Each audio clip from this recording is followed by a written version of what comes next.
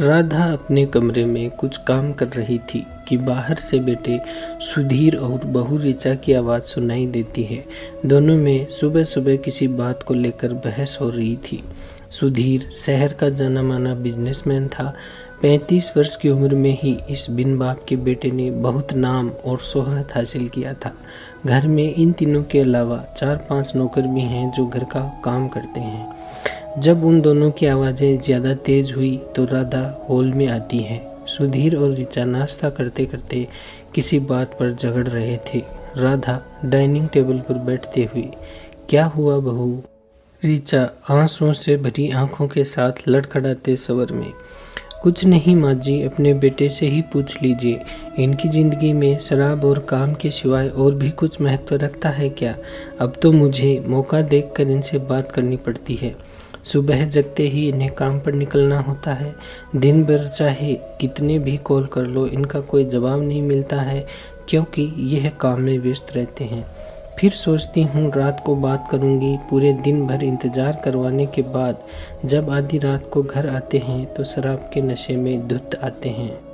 तब इनसे क्या बात करूं? इन्हें खुद होश नहीं रहता कि यह घर पर हैं या कहीं और। सुधीर चिल्लाते हुए, हाँ नहीं है काम से बढ़कर कुछ भी मेरे लिए। इसी की वजह से आज मैं यहाँ पहुँचा हूँ और दिन भर की थकान को दूर करने के लिए दोस्तों के साथ पी लेता हूँ। क्या गलत करता हूँ? कुछ खो नहीं रहा हूँ मैं। आज के वक्त जीने के लिए रुपयों का होना ज़रूरी है और वह मेरे पास बहुत हैं। बिना रुपयों के केवल रिश्तों से ये जीवन नहीं चलता है। क्या नहीं है आज मेरे पास? इस शहर के सबसे महंगे इलाके में इतना बड़ा घर है, गाड़ियाँ हैं, नौकर चाकर हैं और इतनी महंगी शराब की बोतलें हैं। मैं चाहूँ तो संसार का बड़े से बड़ा सुख एक झटके में खरीद लूँ। राधा और ऋचा सुधीर की घमंड में चूरवाणी को चुपचाप सुन रही थी। तभी ऋचा अपने कमरे से एक फाइल लाकर सुधीर को देती है। सुधीर फाइल खोलते हुए, क्या है ये? ऋचा लड़खड़ाते स्वर में, वही जो तुम रुपयों से नहीं खरीद सकते, खुशियाँ। कब से सोच रही थी कि अपने जीवन की सबसे बड़ी खुशी आपके साथ बड़े ही प्यार से साझा करूंगी, किंतु क्या करूं? ऐसे ही होना है तो ऐसे ही सही। सुधीर फाइल को देखते हुए, क्या बकवास है ये सब? तुम प्रेग्नेंट हो, अभी जाओ हॉस्पिटल और अबॉर्शन करवा लो। अभी मुझे बच्चे के चक्कर में नहीं पड़ना। मैं ड्राइवर को बोल दूंगा, वह तुम्हें हॉस्पिटल ले जाएगा। मैं डॉक्टर का अपॉइंटमेंट फिक्स करवाता हूँ, तुम चिंता मत करो। आजकल रुपए में इतना दम है कि सब कुछ चुटकियों में ही हो जाता है। सुधीर बस बोले जा रहा था। उसने एक बार भी यह जानना नहीं चाहा कि ऋचा को बच्चा चाहिए या नहीं, वह इससे खुश है या नहीं। लेकिन राधा को सारा माजरा समझते देर न लगी। उसे भी अपने बेटे पर बहुत गुस्सा आ रहा था। राधा, सुधीर क्या कह रहे हो तुम? सुधीर राधा की बात काटते हुए, अरे माँ, मैं सही ही कह रहा हूँ। राधा, लेकिन बेटा एक बार बहू से पूछ तो लेता, उसे क्या चाहिए? सुधीर, उसके चाहने न चाहने से क्या फ़र्क पड़ जाएगा? यह घर मेरा है, वह मेरी पत्नी है, उसे मेरा कहा तो मानना ही होगा। आप भी चुप रहें तो आपके लिए अच्छा होगा। ऋचा रोते हुए सुधीर की बातें चुपचाप सुन रही थी। फिर उसने फाइल उठाई और अंदर गई। कुछ देर बाद वह अपना सूटकेस लेकर बाहर आती है। ऋचा कांपती हुई आवाज़ में, सुधीर, आपको आपका घर मुबारक हो। नौकर चाकर, गाड़ियाँ, शानो शौकत, यह शोहरत, धन दौलत, रखिए सब कुछ आप। राधा माँ, आपको यहाँ रहना है या मेरे साथ चलना है? क्योंकि यहाँ तो हर रिश्ता रुपयों से वापस खरीद लेंगे सुधीर। अब यहाँ मैं नहीं रुक सकती एक पल भी। राधा कुछ सोचकर, ठीक है बहू, मैं मेरी बेटी को इस खुशी के मौके पर अकेला कैसे छोड़ सकती हूँ? सुधीर, तू है रुपयों वाला तो अब इस माँ, पत्नी, बच्चे का मूल्य भी जान ले। इन्हें खरीदने की औकात नहीं है तेरी। जिस दिन खरीद ले उस दिन मुझे अवश्य बताना। सुधीर गुस्से से, ठीक है, जाओ सब। तुम सबके चक्कर में मैं मेरा जीवन खराब नहीं कर सकता। जिस दिन रुपए ख़त्म होंगे मेरी ज़रूर याद आएगी, तब आ जाना वापस। इस जीवन में धन दौलत से बड़ा रिश्ता और कुछ भी नहीं है। दौलत है तो रिश्ते भी बनते चले जाते हैं, नहीं तो बने बनाए नहीं टिकते हैं। ऋचा रोते हुए, चलिए माँ, इन्हें लेने दीजिए ऐशो आराम का सुख। शराब और शोहरत का नशा है, उतरने में वक्त भी लगेगा और बहुत बड़ी कीमत भी इन्हें इसकी चुकानी पड़ेगी। किंतु आज यह दौलत के नशे में चूर हैं, आज समझ नहीं आएगा। बस जाते जाते यही दुआ करती हूँ कि वक्त रहते सब समझ आ जाए, कहीं बहुत देर ना हो जाए। इस प्रकार राधा और ऋचा सुधीर के घर को छोड़कर वहां से चले जाते हैं और उसी शहर में ही एक मकान किराए पर लेकर उसमें रहने लगती हैं। चूँकि ऋचा भी खूब पढ़ी लिखी थी और उसकी एक कॉलेज में प्रोफेसर की नौकरी लग जाती है। कुछ समय बाद ऋचा ने एक लड़के को जन्म दिया जिसका नाम दादी ने राहुल रखा। एक दिन राधा ने सुधीर को फ़ोन करके राहुल के बारे में बताया। उसे लगा था कि सुधीर को जब पता चलेगा कि वह पिता बन गया है तब ही क्या पता उसे अपनी गलतियों का एहसास हो जाए, किंतु ऐसा नहीं हुआ। उसने यह कहकर फ़ोन काट दिया कि कुछ रुपयों की ज़रूरत पड़े तो मांग लेना। फिर धीरे धीरे समय बीतता है और राधा तथा ऋचा राहुल को बड़े लाड़ दुलार से पालने लगी। उन्होंने उसे अच्छे संस्कार दिए, अच्छी शिक्षा दी। जब भी राहुल अपने पिता के बारे में पूछता तो वे दोनों उसे कहती कि उसके पिता अभी हमसे नाराज़ हैं, जब नाराज़गी दूर होगी तो अपने आप उनके पास आ जाएंगी। इधर सुधीर ने भी बहुत तरक्की की। कुछ ही समय में उसका नाम देश के गिने चुने बिजनेसमैन में आने लगा, लेकिन उसके शराब की लत उस पर और ज़्यादा हावी होने लगी। अब वह दिन रात शराब के नशे में रहता। कुछ समय तक तो राधा उससे फ़ोन पर बात करके उससे हालचाल पूछ लेती थी, अपने बहू और राहुल के बारे में उसे बता देती थी, किंतु फिर उसने राधा से भी बातें करना बंद कर दिया। धीरे धीरे समय बीतता है और जब सुधीर 60 वर्ष का हुआ तो अधिक मात्रा में शराब का लगातार सेवन करने की वजह से उसका शरीर बहुत कमज़ोर हो चुका था और एक दिन अचानक से वह अपने दफ्तर में बेहोश हो जाता है। तो उसे सिटी हॉस्पिटल में ले जाया जाता है। वहाँ डॉक्टर उसे बताते हैं कि उसकी दोनों किडनियाँ पूरी तरह से खराब हो चुकी हैं, ऑपरेशन करके उन्हें बदलना होगा। तो सुधीर बोला कि तुरंत डोनर लाइए और देश के सबसे बड़े सर्जन को बुलाइए, रुपए जितने चाहिए तुरंत ले लीजिए। तो डॉक्टरों ने उन्हें बताया कि सबसे बड़े सर्जन को चाहे जितने रुपए आप दे दीजिए, लेकिन वह यूं तुरंत यहाँ नहीं आ पाएंगे और सुधीर के समान किडनी का डोनर मिलने में भी वक्त लगेगा।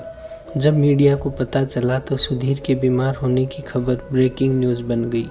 थोड़ी देर बाद सिटी हॉस्पिटल के मैनेजमेंट के पास फ़ोन आता है और सभी बड़े खुश हो जाते हैं।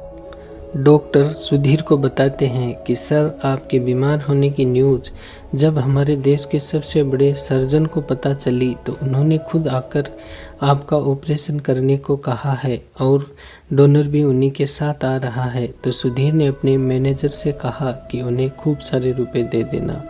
फिर सुधीर का ऑपरेशन होता है। जब वह होश में आता है तो हॉस्पिटल स्टाफ से पता चलता है कि उसका ऑपरेशन पूर्णतया सफल रहा है और वह अपने घर आ जाता है। कुछ दिनों बाद सुधीर के किसी दोस्त का फ़ोन उसके पास आता है। वह उससे पूछता है कि उसका ऑपरेशन किस सर्जन ने किया था, क्योंकि उसकी पत्नी की भी किडनी खराब हो गई थी। तो सुधीर ने अपने ऑपरेशन की फाइल में सर्जन का नाम देखा, वहाँ डॉक्टर राहुल लिखा था। फिर उसकी नज़र डोनर के नाम पर पड़ी, वहाँ ऋचा का नाम लिखा था। सुधीर ने अपने दोस्त को डॉक्टर का नाम बता दिया, किंतु उसके मन मस्तिष्क में असंख्य प्रश्न उठ खड़े हुए। इतने दिनों बाद यूं ऋचा का नाम उसके सामने आ जाएगा उसने सोचा नहीं था। उसने सोचा कोई और ऋचा होगी, किंतु डॉक्टर का नाम राहुल था, तो यह सब इत्तेफाक तो नहीं हो सकता था। उसने राधा माँ के फ़ोन पर कॉल किया, किंतु उनका नंबर बंद आ रहा था। अब उससे रहा नहीं जा रहा था, तो उसने सिटी हॉस्पिटल से सर्जन राहुल का पता लिया, जो कि उसी के शहर का था। तो सुधीर वहां पहुंच गया। वहां पहुंचा तो देखा आलीशान घर है, गाड़ियां हैं और नौकर चाकर हैं। एक नौकर ने उसे हॉल में बैठाया। इतने में एक 25 साल का युवक, जो कि एकदम सुधीर जैसा ही लग रहा था, सुधीर की तरफ आ रहा था। सुधीर ने उसे देखा तो उसे अपनी जवानी याद आ गई। सुधीर आश्चर्य से, तुम ही हो डॉक्टर राहुल? राहुल मुस्कुराकर सुधीर के पांव छूते हुए, पिताजी मैं तो आपका बेटा हूँ, डॉक्टर तो बाकी सब के लिए हूँ। यह कहते हुए राहुल ऋचा को आवाज़ लगाता है, माँ देखो तो कौन आया है, लगता है आज इनकी नाराज़गी हमसे ख़त्म हुई है। ऋचा बाहर हॉल में आकर आश्चर्य से, सुधीर आप और यहाँ?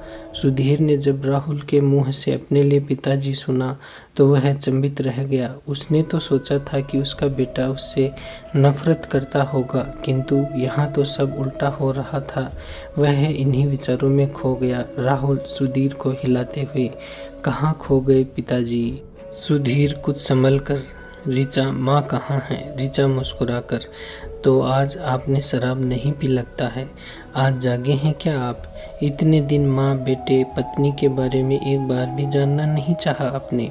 सुधीर उदास स्वर में, अब माफ़ी भी किस मुंह से मांगूं, गलतियाँ तो बहुत हुई हैं मुझसे। ऋचा लड़खड़ाते स्वर में, गलतियाँ नहीं सुधीर, पाप किए हैं आपने। एक बूढ़ी माँ अपने बेटे के इंतजार में संसार को अलविदा कह गई और यह बेटा अपने पूरे बचपन में अपने पिता का इंतजार करता रहा।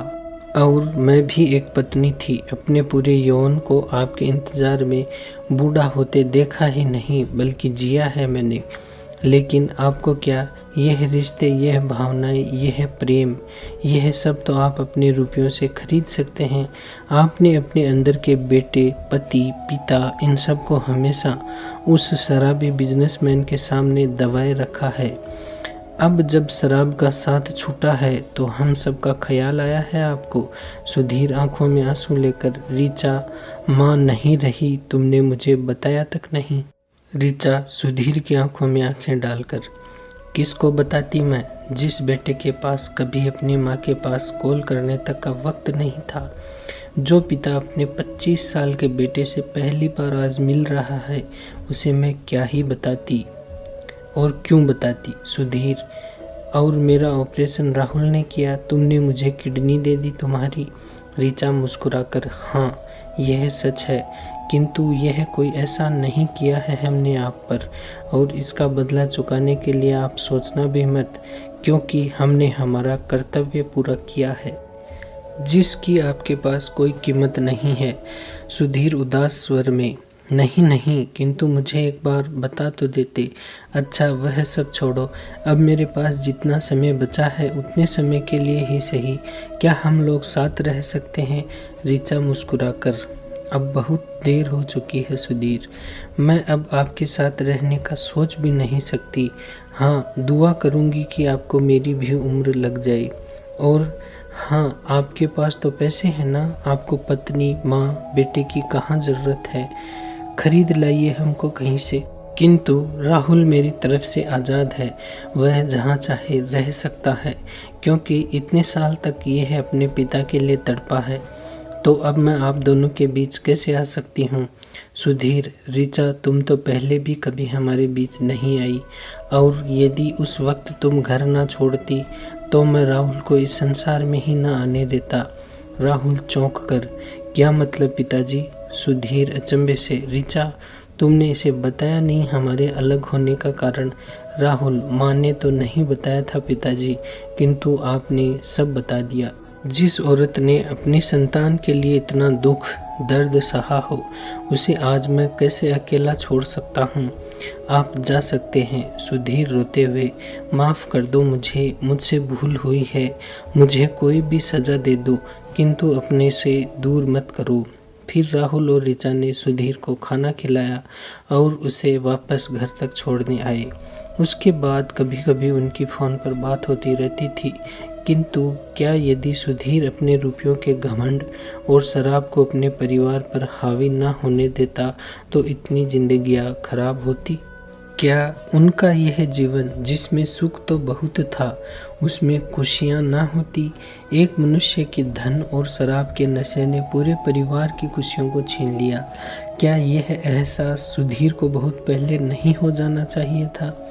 क्या बीती होगी उस बूढ़ी माँ पर, जब आखिरी क्षणों में उसकी आंखों में अपने इकलौते बेटे की बस एक धुंधली सी तस्वीर ही बची होगी। किस तरह एक पत्नी ने अपना पत्नी धर्म अकेले निभाया होगा। क्या उसका पति उसके साथ होता तो उसका जीवन और खूबसूरत ना होता। कैसे एक नन्हा बच्चा अपने बचपन में पिता के लिए तड़पा होगा। उसके पास होने को सब कुछ था, किंतु क्या पिता के वो प्यार से भरे कंधों की सवारी कहीं और से उसे मिल सकती थी। माना कि आज आर्थिक युग है, बिना रुपयों के रिश्तों का कोई मोल नहीं है, किंतु चाहे कितने भी रुपए क्यों ना हो जाएं, एक भी रिश्ता हम उनसे खरीद सकते हैं। प्रश्न तो बहुत हैं, किंतु समय बहुत कम है, तो कुछ प्रश्न आप खुद से ही पूछ लेना, कुछ उत्तर मुझे भी बताना।